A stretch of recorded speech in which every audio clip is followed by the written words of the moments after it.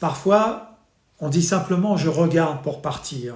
Mais en réalité, ce qu'on veut dire, c'est « je regarde pour vivre enfin ». Parce qu'il arrive un moment où rester coûte plus cher que de partir. Pas financièrement, mais intérieurement. On se lève le matin, on fait ce qu'il faut, on coche les cases, pourtant quelque chose s'éteint doucement. Le souffle est plus court, la joie plus rare, le corps plus lourd. C'est pas une crise, c'est pas une dépression, c'est souvent plus simple que ça. Le vivant en nous n'est plus nourri. Un être humain n'est pas fait pour vivre sous tension permanente. Il n'est pas fait pour avoir peur de tout le temps. Il n'est pas fait pour respirer un air anxiogène, manger une nourriture morte et appeler ça la normalité. Le corps, lui, comprend très vite. Il parle à travers la fatigue, l'inflammation, la lassitude. Et quand on ne l'écoute pas, il insiste. Alors on commence à regarder ailleurs.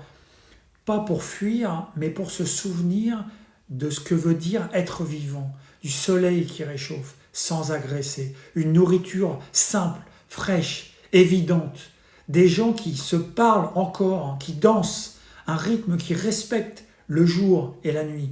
Et souvent, juste le fait de regarder fait déjà respirer un peu plus large. Parce que le pire enfermement n'est pas géographique, il est mental. C'est croire qu'on n'a pas le choix.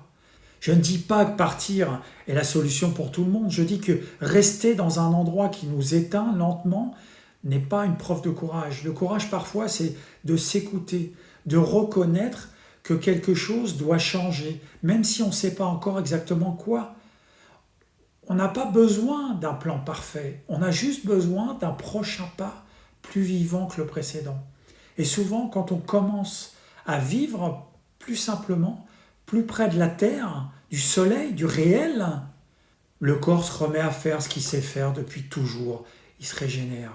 Regarder ailleurs, c'est pas abandonner, c'est reprendre la responsabilité de sa vie.